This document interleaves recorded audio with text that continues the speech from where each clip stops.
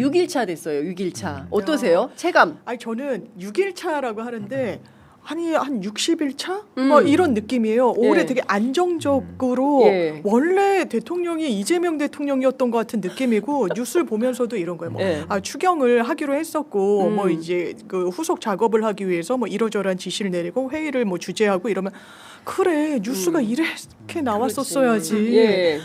아니 그런 거에 비해서 무슨 개수영장 무슨 항상 특혜 인사도 그러니까 아니, 저는 이제 비교 안 하려고 합니다만 네. 초대 비서실장 이제 관료 출신이었어요 윤석열 대통령 때. 그렇죠. 그러니까 정치가 완전히 실종되고 아니 정치는 그냥 나 혼자 생각해서 하면 돼라고 하는 이런 부분들.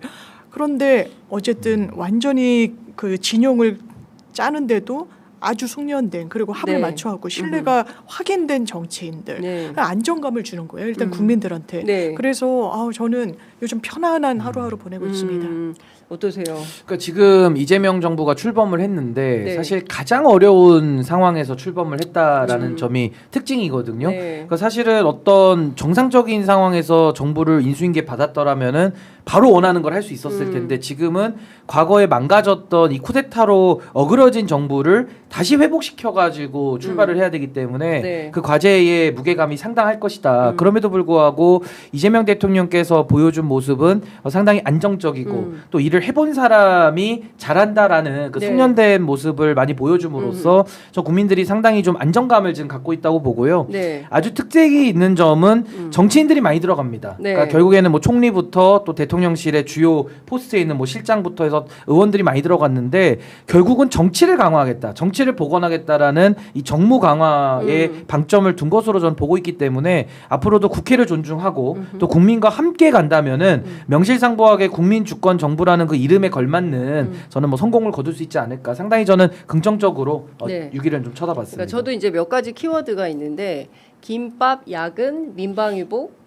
저는 그 다음에 이제 시계 안 만든다는 거잖아요. 네. 그러니까 이제 돈을 허투루 안 쓰겠다. 그러니까요. 그러니까 국민 세금, 피 같은 세금을 꼭 필요한데 꼭 써야 될 때 쓰지 뭐 이것저것 막 허례허식 뭐 거칠해 이런데 돈 쓸 필요 없다라는 생각이 너무 확고하니까 이거는 진짜 평범한 특히 이제 가정 살림 하시는 주부 같은 분들이 너무 동의하실 것 같아요. 약간 주부의 마음. 예, 그렇죠. 예산은 한정돼 있는데 이거를 어디다 쓸 거야? 어떤 거를 우선순위로 할 거야? 굉장히 중요하잖아요. 근데 집안 살림 하듯이 국정 운영을 하려고 하는구나. 그러니까 이거는 굉장히 좋은 점수를 받을 수 있는데 근데 더 핵심은 뭐냐면 네. 대통령, 그러니까 국가 최고 지도자의 관심이 어디에 가 있느냐가 그쵸. 전 가장 중요하다고 네. 보거든요. 네. 근데 윤석열 씨는 결국에는 관심사가 자기 배우자에게 꽂혀 있었던 거고, 그러니까 네. 김건희를 위한 네. 국정을 완전히 그렇죠. 망가뜨려놨던 거고, 네. 이재명 대통령께서는 결국에는 대한민국의 국익이라고 하는 이 나라를 지금 국민들을 어떻게든 살려봐야 되겠다 이쪽에 방점이 가 있기 때문에 말씀하신 대로 예산의 집행의 우선 순위가 네. 불급한 지출은 줄이고 또 써야 될 부분에 우선적으로 쓰는 저 이런 식의 좀 스마트 행정이 네. 가장 지금 국민들이 효능감을 느끼는 부분 그렇습니다. 아닌가라는 생각이 듭니다. 아니 그 이재명 대통령 처음 갔을 때 무덤 갔다 대통령실 갔더니 뭐 이거 저 볼펜 주는 직원도 없고 잉크도 없고 뭐 인주도 없고 네, 전자결제도 안 예, 그 프린터도 없고 이거 다 어디 간 거냐 컴퓨터도 없고 그랬더니 알고 봤더니 정진석 비서실장, 윤재순 총무비서관이 지시를 했다는 거예요. 네. 그리고 부처 관계자들은 어쨌든 그 윗선에서 요구하니까 따를 수밖에 없었다. 그래서 문서 파기하고 PC 초기화하고 하루 전에 다 싹 다 업무 종료시키고.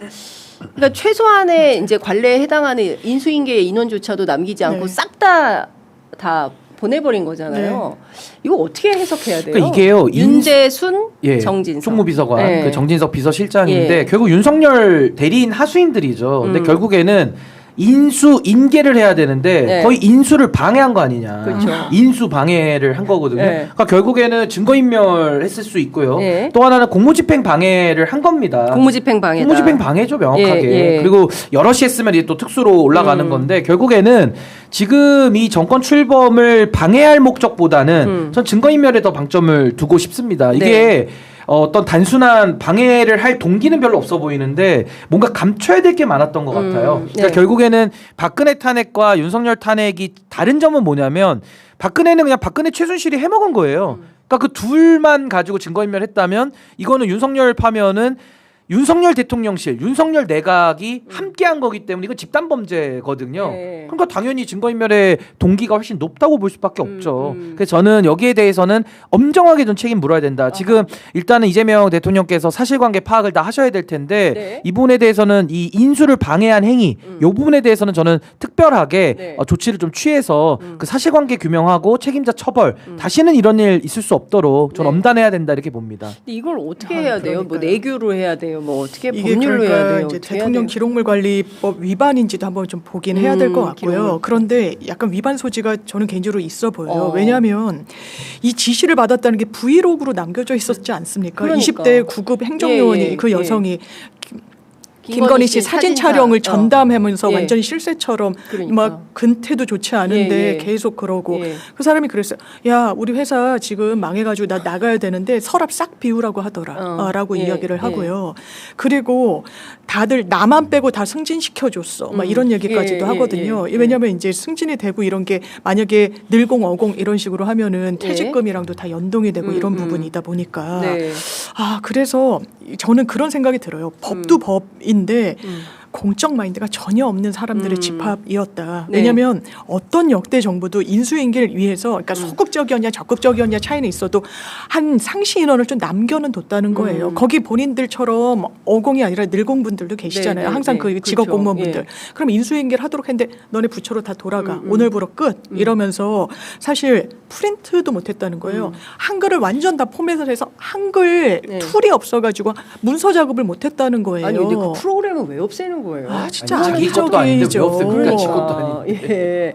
아 진짜 이해가 안 아, 가는. 그러니까 되게- 아니 인주 이런 거에 무슨 뭐가 있을 리가 없잖아요. 그러니까 악의적이라는 생각이 드는 악의적이다. 거예요. 예, 이거는 인수인계고 뭐고 국정 공백이 생기든 말든 골탕 좀 모르겠고 먹어봐 이런 건가? 그러니까 최강욱 의원이 의원실 되게 늦게 인계받을 네. 때 네. 저 이제 유튜브에서 봤는데 소파를 뒤집어 놨더라는 거예요. 그때 너무 이제 압승을 해서 국민의힘 라인과 이제 네. 민주당 라인 중에 국민의힘 쪽을 네. 받아야 되는데 네. 네. 소파를 안 뒤집어 놔도 되잖아요. 그러니까 그렇게까지. 그런 어떻게 보면 보다 국민이 있으면 예. 아무리 미워도 예. 아무리 껄끄러워도 이런 행동은 저는 못할 그러니까. 거라고 봐요. 공인이라면. 예. 네. 그러니까 좀 치졸한 복수? 아니 근데요, 그게 인수인계를 해줄 의무까지 포함이 돼서 권력을 창출해 가는 그렇죠. 거거든요. 예. 아니 대한민국이 영구적으로 가는 거지 뭐 예. 5년만 하고 끝나는 게 아니잖아요. 그렇죠. 그럼 예. 임기를 개시했다라는 것은 임기를 마치는 것까지도 전제된 개념이기 때문에 탄핵을 당해서 파면으로 나간다고 할지라도 결국에는 대통령실의 그 업무는 개인의 것이 아니기 때문에 그렇죠. 대통령이라고 하는 그 기관을 보좌하는 곳이에요. 근데 이걸 갖다가 정진석, 윤재순이 지시를 해서 없애버렸다? 네. 그럼 이거는 이제 정진석, 윤재순을 갖다가 조사를 해야 되는 거죠. 그리고 결국에는 그럼 그 둘이서 결심을 했을까? 아니면 네. 윤석열이 시켰을까? 여기까지도 사실관계 파악이 반드시 돼야 될 것 같고요. 네. 결국에는 공적 마인드 말씀하셨는데 공적 마인드가 없으니까 친위 쿠데타까지 가담을 하는 것이죠. 그러니까 뭐 이런 상황이 너무나도 참혹하긴 합니다만은 네. 빠르게 복구는 하되 저는 엄단의 필요성은 더 높다. 그래서 저는 정진석, 윤재순 이 두 분에 대해서는 네. 바로 전 이 부분은 뭐 고발도 이제 들어갈 텐데 좀 반드시 수사해서 네. 책임을 물어야 된다고 봅니다. 네.